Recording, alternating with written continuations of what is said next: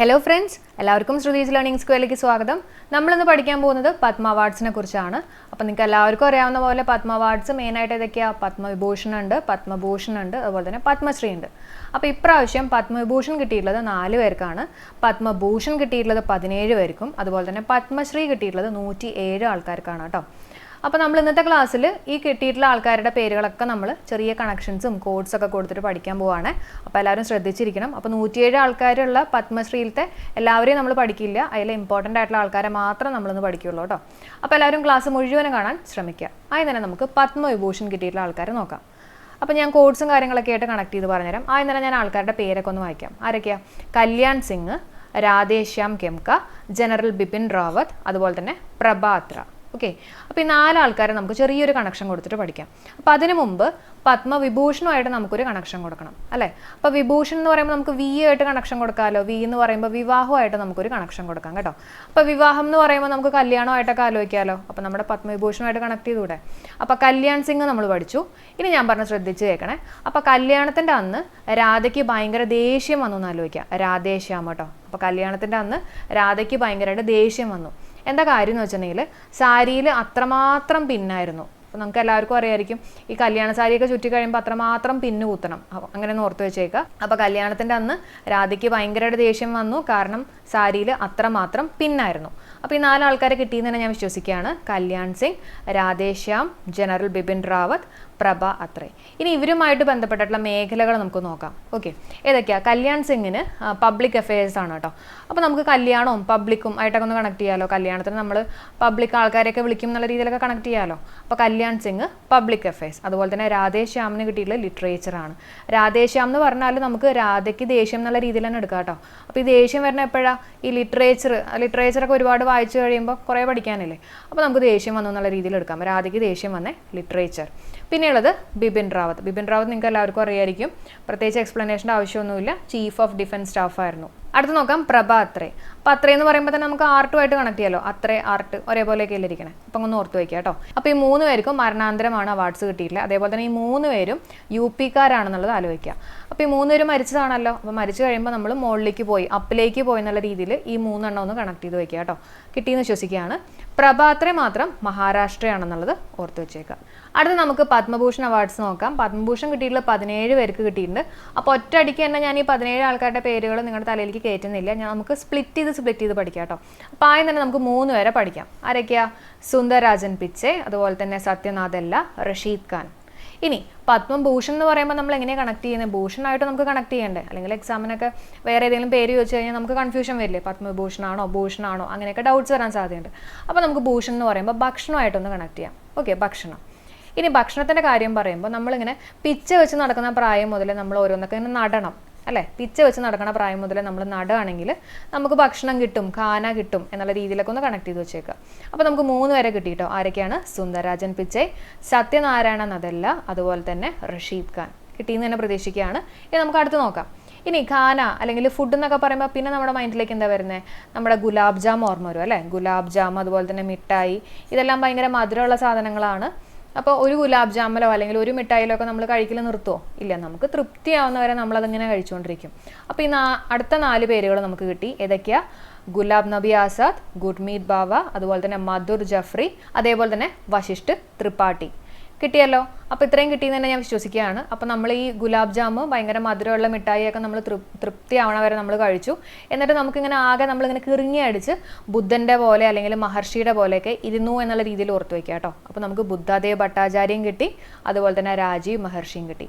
അപ്പോൾ ഇത്രയും കാര്യങ്ങൾ, ഈ 9 പേരുകൾ ഒന്നും കൂടെ നിങ്ങളുടെ തലയിലേക്ക് ഞാനൊന്ന് കയറ്റാൻ പോവാണെന്ന് നമുക്ക് നോക്കാം. ഏതൊക്കെയാണ്? പിച്ച വെച്ച് നടക്കുന്ന പ്രായം മുതൽ നമ്മൾ നടണം, എന്നാലേ നമുക്ക് ഖാന കിട്ടുള്ളൂ എന്നുള്ള രീതിയിൽ ആലോചിക്കുക.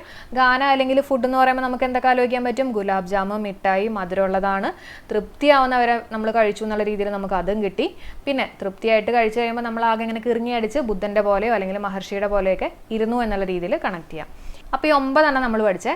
ഇനി നമുക്ക് അടുത്ത് നോക്കാം. ഇനി ഈ ഗുലാബ് ജാം അല്ലെങ്കിൽ മിഠായിയൊക്കെ നമ്മൾ എവിടെ നിന്നാണ് വാങ്ങിച്ചത്? ശ്രീകൃഷ്ണ സ്വീറ്റ്സ് എന്ന് പറഞ്ഞിട്ടുള്ള ഒരു കടയുണ്ട്, അത്യാവശ്യം ഫേമസ് ആണ്, നിങ്ങൾക്ക് എല്ലാവർക്കും അറിയാവുന്ന തന്നെ ഞാൻ വിശ്വസിക്കുകയാണ്. അപ്പോൾ ഈ ശ്രീകൃഷ്ണ സ്വീറ്റ്സ് അതിൽ എല്ലാ തരത്തിലുള്ള മിഠായിയൊക്കെ ഉണ്ടെന്ന് ഓർത്ത് വയ്ക്കുക കേട്ടോ, അല്ലെങ്കിൽ എല്ലാ തരത്തിലുള്ള സ്വീറ്റ്സ് ഉണ്ടെന്നുള്ള രീതിയിൽ ഓർത്ത് വയ്ക്കുക. അപ്പോൾ നമുക്ക് ശ്രീകൃഷ്ണ അല്ല ആൻഡ് സുചിത്ര അല്ല എന്നുള്ളത് കിട്ടി. അതുപോലെ തന്നെ ഈ സ്വീറ്റ്സ് ഒക്കെ നമ്മൾ എപ്പോഴാണ് വാങ്ങുന്നത്? ആരെങ്കിലുമൊക്കെ ജയിക്കുമ്പോൾ. ഇപ്പോൾ നിങ്ങൾ തന്നെയാണെങ്കിൽ PSC ഒക്കെ ജയിച്ച് കഴിയുമ്പോൾ, PSC എക്സാംസിനൊക്കെ നിങ്ങൾ ജയിച്ച് കഴിയുമ്പോൾ നിങ്ങൾ എല്ലാവർക്കും സ്വീറ്റ്സ് കൊടുക്കും അല്ലേ? അപ്പോൾ ജയം വരുമ്പോൾ എന്നുള്ള രീതിയിൽ നമുക്ക് സഞ്ജയ രാജ്റാം എന്നുള്ളത് ഓർത്ത് വയ്ക്കാം. അപ്പോൾ ജയം അതിൻ്റെ ഇംഗ്ലീഷ് എന്താ? വിക്ടറി അല്ലേ? അപ്പോൾ നമുക്ക് വിക്ടറി ആയിട്ട് ആലോചിക്കല്ലോ, വിക്ടർ ബാനർജി. അപ്പോൾ നമ്മൾ ഈ 3 എണ്ണവും പഠിച്ചേ. അപ്പോൾ ശ്രീകൃഷ്ണ സ്വീറ്റ്സിൽ പോയിട്ട് നമ്മൾ ഗുലാബ് ജാമും നമ്മുടെ മധുരമുള്ള മിഠായിയൊക്കെ വാങ്ങിച്ചു.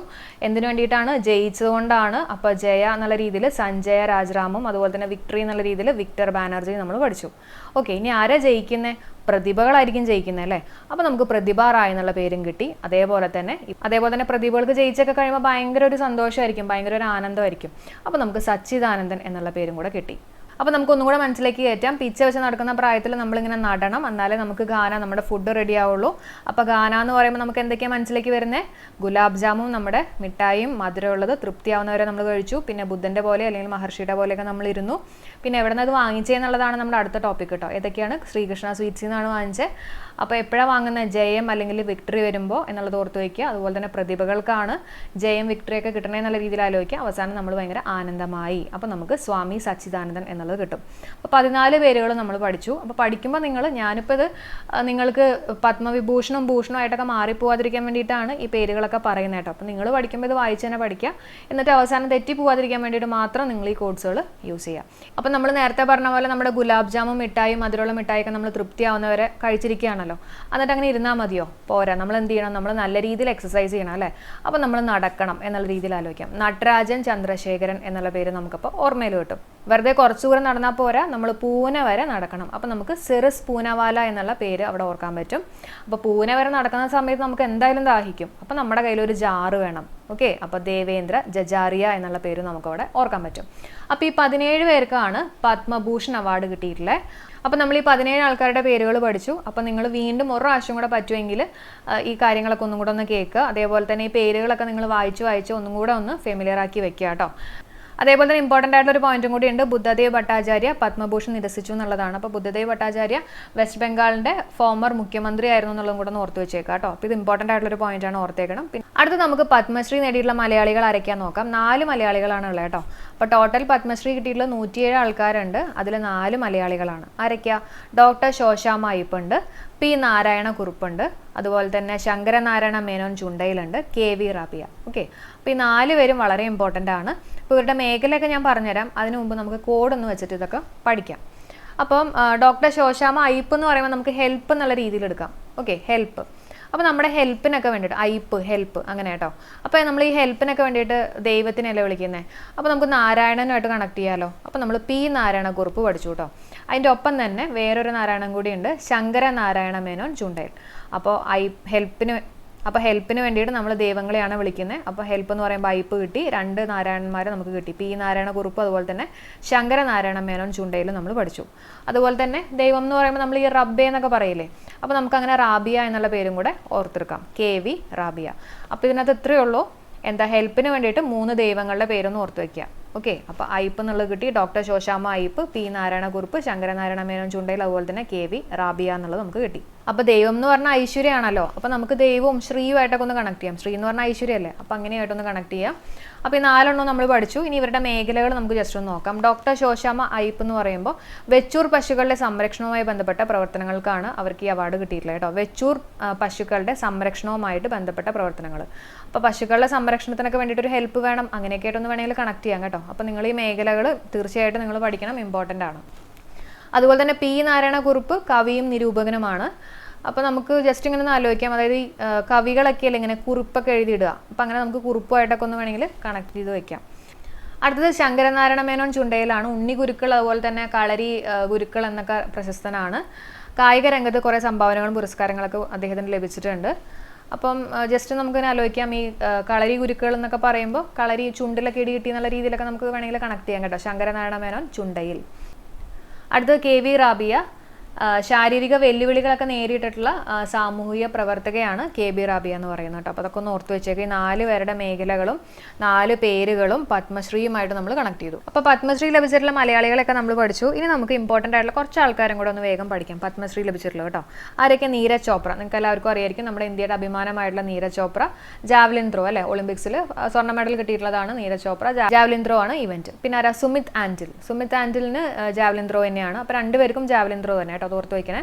അപ്പോൾ ഹാൻഡിൽ വിത്ത് കെയർ എന്നൊക്കെ ആലോചിക്കാം. ആൻറ്റിൽ, ജാവലിൻ ത്രോ കേട്ടോ. പിന്നെ സോനു നിഗം നിങ്ങൾക്ക് അറിയായിരിക്കും, ഗായകനാണ്. പ്രമോദ് ഭഗത് ബാഡ്മിൻ്റൺ. അവനി ലഖേര ഏതാ? ഷൂട്ടിംഗ് ആണ് കേട്ടോ. അവനി ലഖേര ഷൂട്ടിങ്ങിനാണ് കിട്ടിയിട്ടുള്ളത്. അതുപോലെ തന്നെ വന്ദന കതാരിയ നമ്മുടെ ഒളിമ്പിക്സിൽ 3 ഹാട്രിക്കുകൾ നേടിയിട്ടുള്ള വ്യക്തി ആരാന്ന് ചോദിക്കുകയാണെങ്കിൽ വന്ദന കതാരിയ. അതൊക്കെ നമ്മൾ മുമ്പ് പഠിച്ചിട്ടുള്ളതാണ്. നമ്മൾ പറഞ്ഞില്ലേ ഹാട്രിക് എന്നൊക്കെ പറയുമ്പോൾ അതിനെക്കുറിച്ചൊരു വലിയൊരു കഥ തന്നെ പറയാനുണ്ടാവും എന്നുള്ള രീതിയിലൊക്കെ നമ്മൾ കണക്ട് ചെയ്ത് പഠിച്ചിരുന്നു. ഹോക്കി ആണെന്നുള്ളത് ഓർത്ത് വയ്ക്കുക. പിന്നെ കമാലിനി അസ്താന, അതുപോലെ തന്നെ നളിനി അസ്താന, ഡ്യൂ ആണ് കേട്ടോ. എന്ന് പറഞ്ഞാൽ രണ്ടുപേർക്കും കൂടിയിട്ട് ഒറ്റ ഒരു അവാർഡാണ് കിട്ടിയിട്ടുള്ളത്, കമാലിനി അസ്താന, നളിനി അസ്താന. പിന്നെ എസ് ദാമോദരൻ സോഷ്യൽ വർക്കറാണ്. അടുത്ത ഫൈസൽ അലിദറാണ്, മാർഷ്യൽ ആർട്സിൻ്റെ കോച്ചാണ്, സ്പോർട്സുമായിട്ട് റിലേറ്റഡ് ആണ്, ജമ്മു ആൻഡ് കാശ്മീർ ആണ് കേട്ടോ. പിന്നെയുള്ളത് കലീൽ ദന്തേജ്വി, ലിറ്ററേച്ചറുമായിട്ട് ബന്ധപ്പെട്ടിട്ടുള്ള ആളാണ് കലീൽ ദന്തേജ്വി. പിന്നെ ആർ മുത്തു കണ്ണമ്മാൾ. അപ്പോൾ നമുക്ക് ആർ മുത്തു കണ്ണമ്മാൾ ആർട്ടാണ്, തമിഴ്നാടാണ്. അപ്പോൾ ഈ കണ്ണൊക്കെ വരയ്ക്കുന്ന ആൾക്കാരൊക്കെ നല്ല അത്യാവശ്യം ആർട്ടിസ്റ്റിക് അങ്ങനെയൊക്കെ വേണമെങ്കിൽ ഒന്ന് കണക്ട് ചെയ്ത് വെക്കുക കേട്ടോ. അപ്പോൾ ഈ പേരുകളൊക്കെ 1-2 പ്രാവശ്യം കൂടെ ഒന്നും കൂടെ ഒന്ന് വായിച്ച് വിട്ടേക്കുക. എന്തായാലും പത്മശ്രീ കിട്ടിയിട്ടുള്ള മലയാളികളെ നിങ്ങൾ പഠിക്കാതെ പോകരുത്. അവരുടെ മേഖലയും കാര്യങ്ങളൊക്കെ നല്ല രീതിയിൽ തന്നെ പഠിക്കുക. അതിൻ്റെ ഒപ്പം തന്നെ നിങ്ങളൊന്ന് പഠിച്ചു വെച്ചേക്കുക, ബംഗാളി ഗായിക സന്ധ്യ മുഖർജി തനിക്ക് ലഭിച്ചിട്ടുള്ള പത്മശ്രീ ബഹുമതി നിരസിച്ചു എന്നുള്ളത് കേട്ടോ. അപ്പോൾ പത്മശ്രീ അവാർഡ് നിരസിച്ചിട്ടുള്ള ആരാണ്? ബംഗാളി ഗായികയായിട്ടുള്ള സന്ധ്യ മുഖർജി. അതുപോലെ തന്നെ ബുദ്ധദേവ് ഭട്ടാചാര്യയാണ് പത്മഭൂഷൺ അവാർഡ് നിരസിച്ചിട്ടുള്ളത്. ഓക്കെ, അപ്പോൾ നമ്മളിത് എന്തൊക്കെയാണ് പഠിച്ചത്? പത്മഭൂഷൺ അവാർഡ് പഠിച്ചു, പത്മവിഭൂഷൺ അവാർഡ് പഠിച്ചു, അതുപോലെ തന്നെ പത്മശ്രീ പഠിച്ചു. അപ്പോൾ കോഴ്സുകൾ നമ്മളിപ്പോൾ പഠിച്ചത് നിങ്ങൾക്ക് ഓർമ്മയുണ്ടെന്ന് അറിയാൻ വേണ്ടിയിട്ട് നമുക്ക് ജസ്റ്റ് ഒരു ക്വസ്റ്റ്യൻ ഒന്ന് വർക്കൗട്ട് ചെയ്യാം. അപ്പോൾ ഇതിൻ്റെ ആൻസർ നിങ്ങൾ തീർച്ചയായിട്ടും എനിക്ക് കമൻറ്റ് ചെയ്യുക. താഴെ തന്നിരിക്കുന്നവയിൽ പത്മഭൂഷൺ അവാർഡ് ലഭിച്ചിട്ടുള്ള വ്യക്തി ആരാണ്? ഭൂഷൺ എന്ന് പറയുമ്പോൾ നമ്മൾ ഭക്ഷണമായിട്ടാണ് കണക്ട് ചെയ്തിരുന്നത്. വേഗം ആൻസർ എനിക്ക് കമൻറ്റ് ചെയ്തോളൂ. ഓക്കെ, അപ്പോൾ ഇന്നത്തെ ക്ലാസ് നിങ്ങൾക്ക് യൂസ്ഫുൾ ആയിട്ട് തോന്നിയിട്ടുണ്ടെങ്കിൽ തീർച്ചയായിട്ടും നിങ്ങളുടെ ഫ്രണ്ട്സിനൊക്കെ ഷെയർ ചെയ്യാൻ മറക്കണ്ട. യൂസ്ഫുൾ ആയിട്ടുണ്ടെങ്കിൽ തീർച്ചയായിട്ടും നിങ്ങൾ ലൈക്ക് ചെയ്യുക. നിങ്ങളുടെ കമൻറ്റ്സ് വളരെ വളരെ വാല്യുബിൾ ആണ്. തീർച്ചയായിട്ടും നിങ്ങൾ കമൻറ്റ് ചെയ്യുക. ഓക്കെ, അപ്പോൾ നമുക്ക് നെക്സ്റ്റ് വീഡിയോയിൽ കാണാം. എല്ലാവർക്കും bye. Thank you all for supporting.